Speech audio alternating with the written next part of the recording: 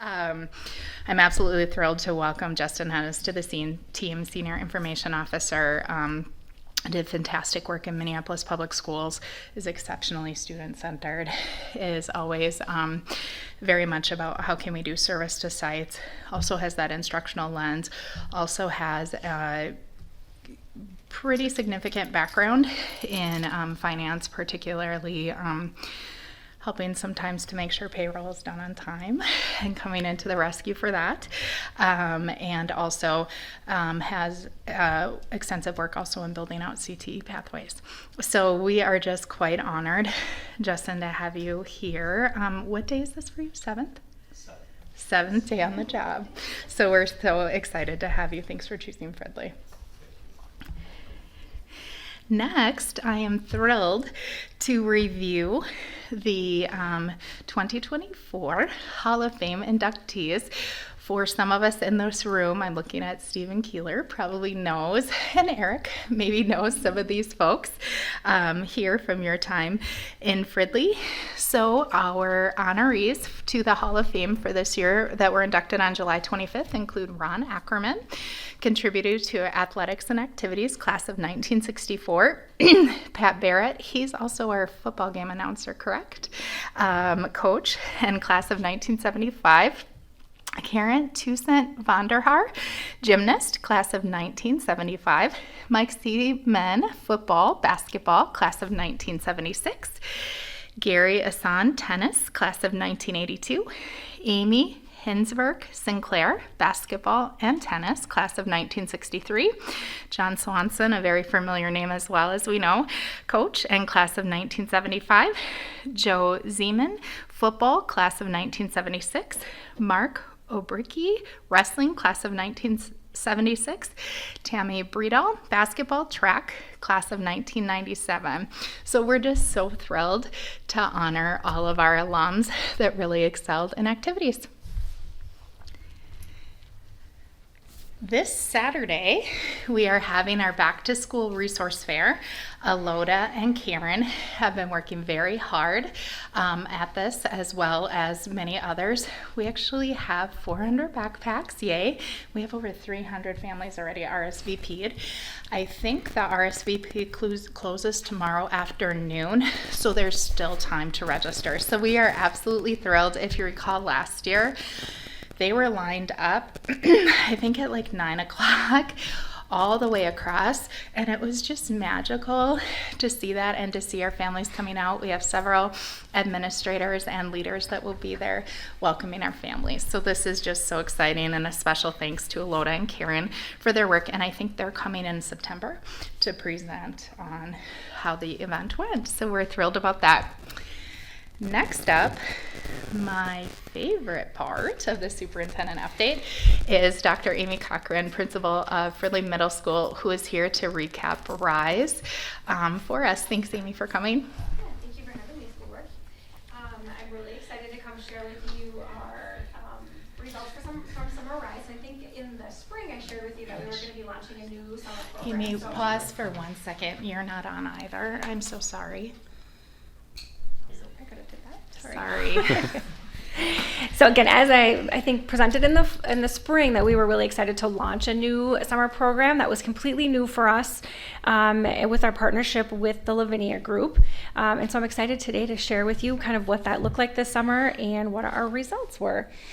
So first and foremost, I think we know that summer learning is not just about extending the school year, but it's really like how can we help kind of close those gaps of students and really continue to make sure that students are making gains throughout the summertime.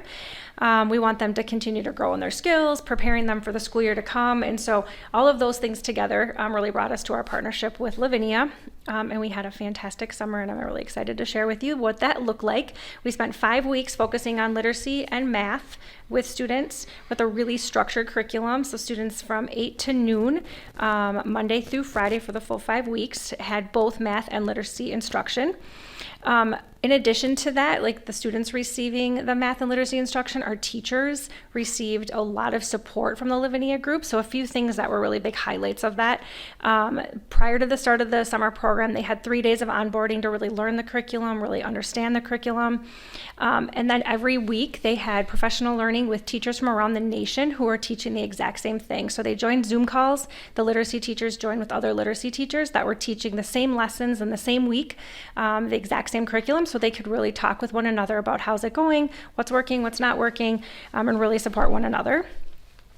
We also were really fortunate. We had a Lavinia consultant come on site for 2 days and spend time in our classrooms, really coaching our teachers, watching them and see how they implemented the curriculum, giving them direct feedback. And then after she left, we implemented something that I'm really excited that we will carry into this school year called the Teaching Channel, where teachers had an opportunity to videotape themselves and then upload it to this website. And then the coaches and consultants from the Lavinia group were able to give them direct feedback on their teaching. So teachers, as much as this was phenomenal for our students, and you will see the student growth that we had, this was equally as phenomenal for our teachers, really to receive that really kind of strong instructional coaching as they were teaching the math and literacy.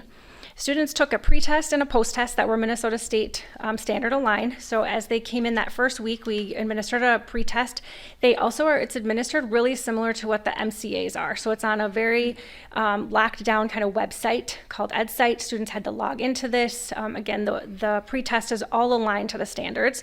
And then the last week, within the last 2 days of our 5-week program, students took the post-test. And so that's the data that you're gonna see of just how students grew from kind of the pre-test to the post-test is how they measure those results.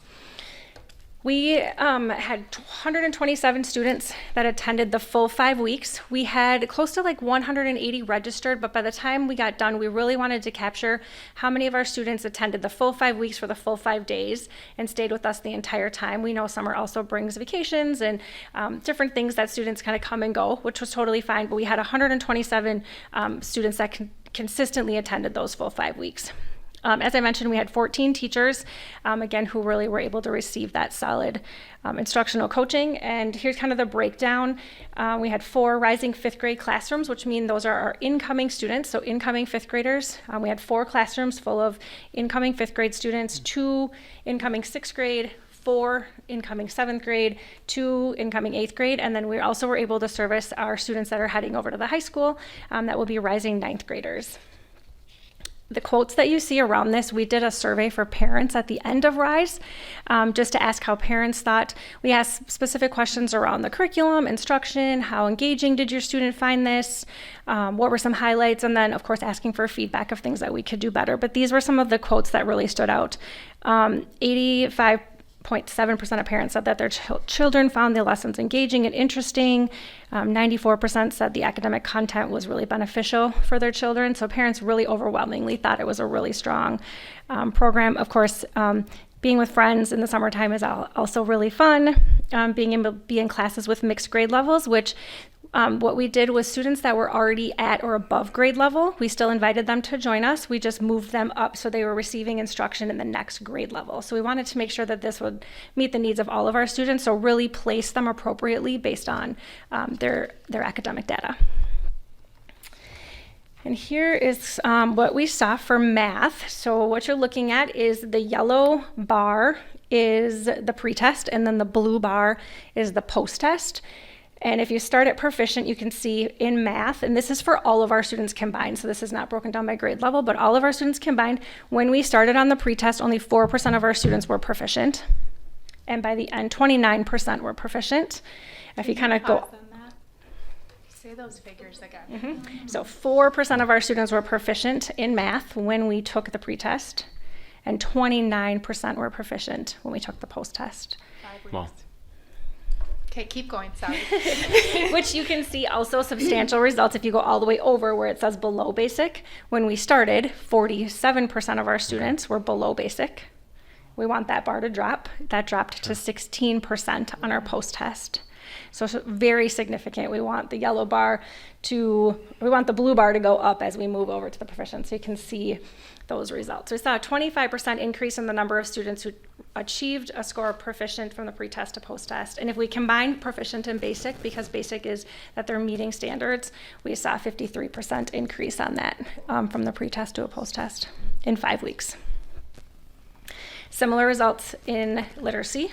So this is our literacy results. So again, when we started all together, we had 3% of our students who were proficient on the pretest, and when we ended on the post-test, we had 24% proficient. And similarly, the below basic, which is huge, we started with 31% of our students scoring below basic and ended with only 16% that were below basic. So students made substantial gains this summer, again in the 5 weeks. We saw a 15% decrease in the students scoring below basic, which was huge progress in both math and literacy. Oh, I'm going backwards. Okay.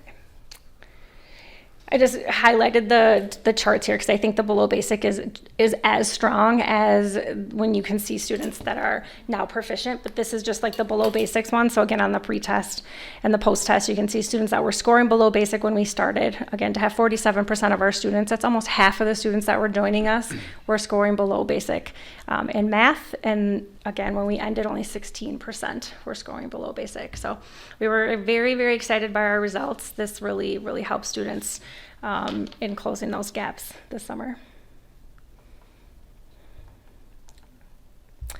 Something else that we did this summer along with our summer rise. So summer rise was from 8 to noon, and then from 12 to 1 students had lunch, and then from 1 to 3 students were offered enrichment courses. Again, all of this at no cost to our students, so we were really able to expose our students to many different activities. This is the list of activities of the things that we offered. So we had everything from board games to Legos, bracelet making, we had fiber art, watercolor, pottery, calligraphy. We had Community Ed come in and ran some Community Ed camps. They did a babysitting camp, a home alone camp. We had basketball come in and run a basketball camp. So there was just a wide variety of activities that students could participate in. We did our best to try to schedule students so that over the 5 weeks that they had a variety of different things that they were participating in. And when we asked for the feedback, this, of course, also when we asked for like comments from families, this was, my student enjoyed the enrichment portion so much. Again, being able to do things that they have never tried or just being exposed to different things. And then 2 things that was really exciting about this week is we did an incoming 5th grade transition week, and we did an incoming 9th grade transition week where the students went over to the high school that will be freshmen.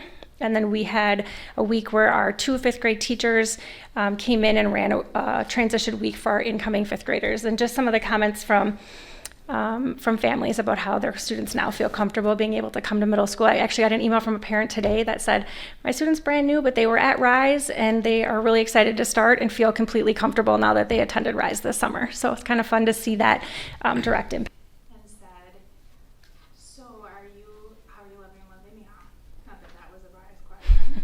She said it's making a big difference, et cetera, et cetera. I said, you good with, am I not on? Is that better? Yeah. Mm-hmm. And I said, how about, and this is April, I said, are you good with offering through all incoming 5th graders through 9th graders free of charge in the morning, 8 to noon, and then 12 to 3 with transportation, and we'll do the enrichment part for as many kids as want to come? And she said, absolutely. Absolutely. We'll make it happen. And then I think I called Steven when I was up at Mace. And then we worked through that. That was in like early May. And this is what Amy built. This is what she built. So a couple things here. This is Fridley Middle School has been doing Lavinia work, and that's something that I think we'll have your team come and present maybe like October. We're going to be continuing that work for next school year. It's side-by-side coaching. It's just, it moves the mark, as you can see. And you know how I always talk about we're not going to Fridleyize this. This is what I'm talking about. This is significant. We had our transportation providers were a little bit unhappy that we ran routes on July 5th, but the reason we did that is for what Amy said. 127 kids came every single day. Lavinia does a national program. It's all nationally normed. They do the exact same professional learning to every teacher. They do the exact same number of minutes of instruction, etc. And it's these results that we get. Last summer, Lavinia served 60,000 students across our nation. And this actually started at a tiny little place called Silver Spring Elementary School in Montgomery County. And I started this with Lavinia, and now this is where they have come. I also brought them to Grand Forks, brought them here. We are also in a position where we benefit substantially on discounted rates. So Lavinia has partnered with us. Also, we are now doing a smaller version in our high school, which we're very excited about. What I wanted to talk to you about tonight is sustainability. I think the data speaks volumes, right? So we funded this all through ESSER this year, which, as we know, is gone, right? We also funded almost all of the Lavinia cost for professional learning for the 24-25 school year through the ESSER dollars. What we will be able to do, I think for obvious reasons, this is something we need to keep, right?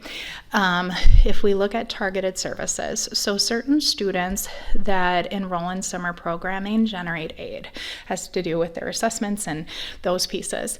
The other pieces, you often hear me talk about compensatory ed dollars. Those are those dollars that flow into school districts a year delayed based on the number of students who qualify for free and reduced lunch. That's why it's so important for our students that are not on direct certification for us to really get those forms in. That money can also be used for summer programming. So we're really going to look at how do we piece that together. A place where we all here as a cabinet and principal group will need to be creative is around the sustainability of the 12-3 program. We can't use comp ed dollars for that. We also can't use targeted services. So I'm not saying it won't happen. We need to be creative. Some ways that we can fund that eventually will be with the 21st Century Grant. Another way that we can fund that is with the Community Schools Grant, which we're going to try again. But I think you can see the data speaks for itself. I'm so proud of you. I'm proud of what you did. And I was over there the very first day, and you were just grace under pressure. And the day that transportation didn't come, that first Friday, you were grace under pressure. I'm proud of you. Thanks. I will just say our teachers were rock stars. Yep. I think really excited to go into this school year. About half of the teachers that were teaching were like new to us. Many of them are international talent. And so to be able to give them that really strong professional learning as we move into this school year was just like phenomenal. And we're super excited about our partnership with Lavinia, working with math and literacy this school year. Just again, that side-by-side coaching that they do and really helping us talk about best practice in our instructional strategies, really looking at data, how are we making decisions grounded in data. So we're really excited about that. Awesome job. Questions, comments? Thanks. Yes. Thank you. Thanks, Yeah, guys. and please convey to your staff too. Like, Yes, I definitely will. thanks for the notice that you gave her, Dr. Lewis. But I was there on the first day, It was a month. It was a month, yeah. so much grace. Yeah. But I was there on the first day, yes. And I wouldn't have known that this program was not in place for a number of years. You guys picked up the ball, and I think, from my perspective, I'm surprised on the impact that it had. Mm-hmm.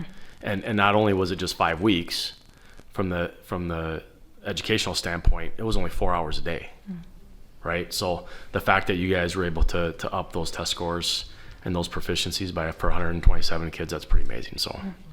Thanks. We will for sure celebrate as we go into the school year. Excited to share the data with all of our staff, those that weren't present, and our students, because they were the ones that did the hard work. So we're excited about that. Well, I think that'll excite a lot of people that weren't there as too. well for next year. Mm-hmm. I think so too. Why am I having so much problem here tonight? one of the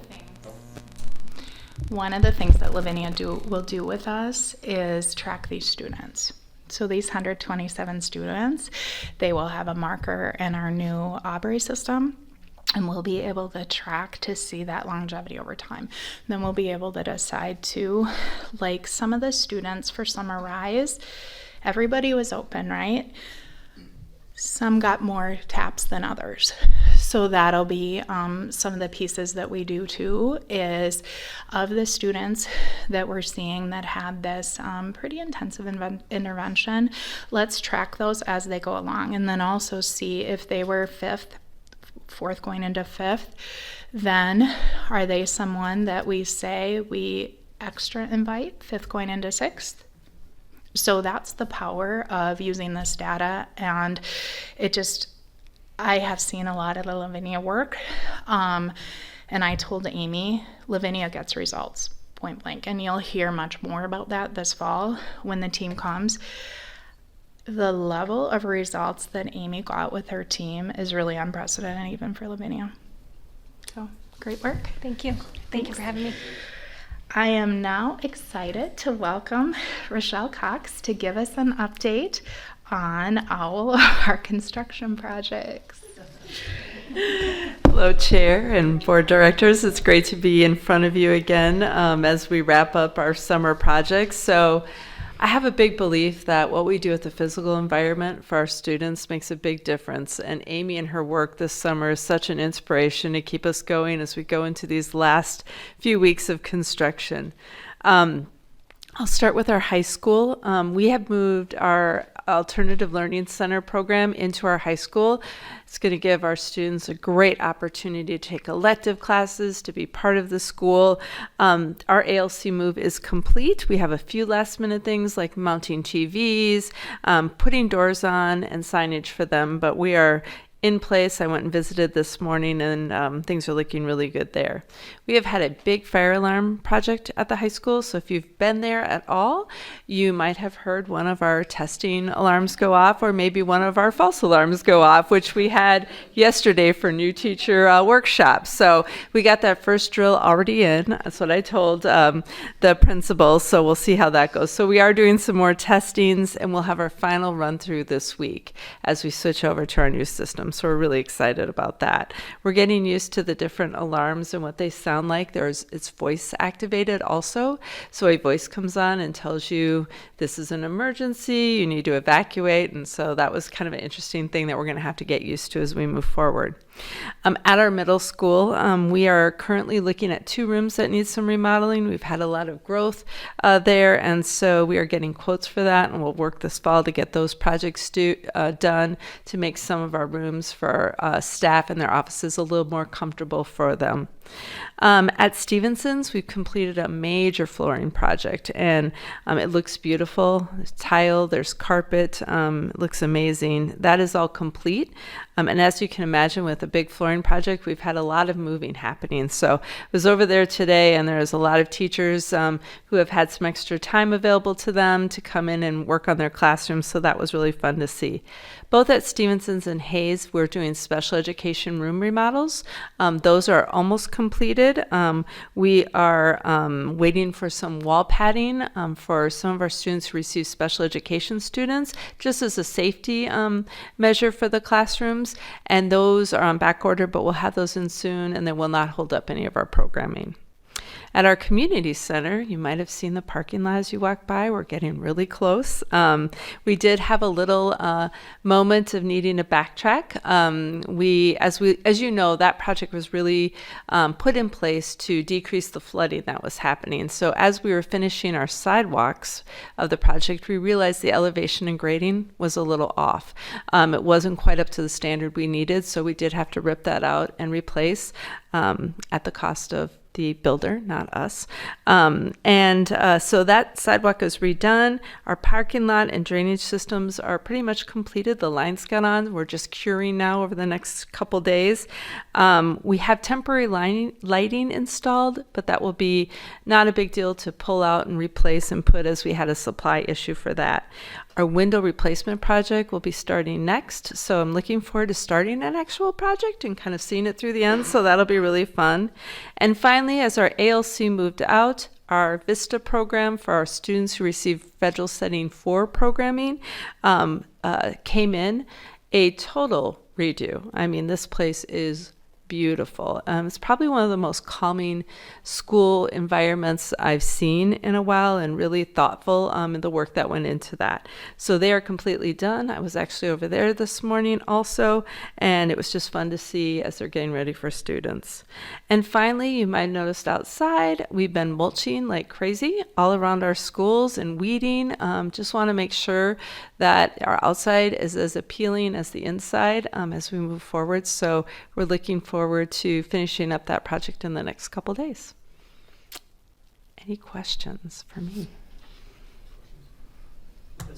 From the outside, Rochelle, it's a noticeable difference. Great. Mm-hmm. Like I've had several people in the community say things about just what our curb appeal looks like. The grass looks greener. The mulch looks great. It looks inviting from the outside. So you and your team, fantastic job. Yeah. It's really looking good. Thank you. Appreciate that. I just want to honor Rochelle as well. She started working on our projects before she actually started work here and did a lot of construction meetings. And the sidewalk piece that she talked about, the portion that she left out is multiple people that are trained in the profession, trained in slopes and grading and all of that, told her, no, we don't have a problem. And she was very persistent. And as you heard, that was replaced, not on district dollars, and redone. We would have ended up not to the severe level with the same exact problem that we're trying to get rid of. So I appreciate how you've just jumped in and you've really been there to demand excellence in all of our projects. And I think we can see the difference between piecemealing together and maybe doing what is cheapest in the moment versus doing right that costs you far less in the long term. So very much appreciate your work. Thank you. Thank you. Thank you. Okay, tomorrow night is our fall sports parent meeting, starting with hot dogs at 5:30 and then the meeting at 6 o'clock. So this is for all of our student athletes and their parents. So we're excited to see them there. I think many of us will also be there as well. So excited. Oh, sorry. In FHS auditorium, correct. I made that up on the spot. Okay, great. That sounded convincing though, right? Like the right spot. I'm so excited. Our marching band is going to be featured in the State Fair Parade at 2 o'clock on the 25th. We're big time. Yeah. I'm so proud of our students. So very excited. All right. Thanks, board. Much appreciated. Any questions or comments? Anybody? Oh, all right, great. Thank you, Dr. Lewis.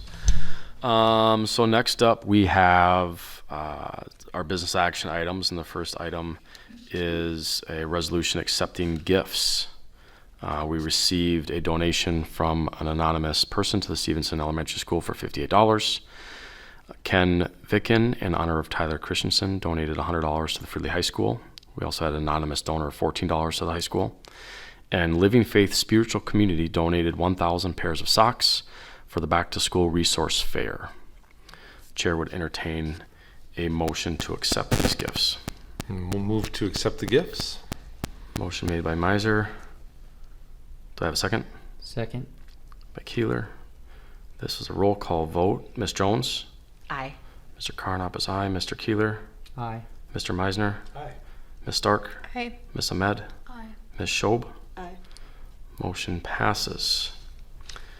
Next up, as we've all read the handful of first readings, I'm just kidding, there's several, dozen.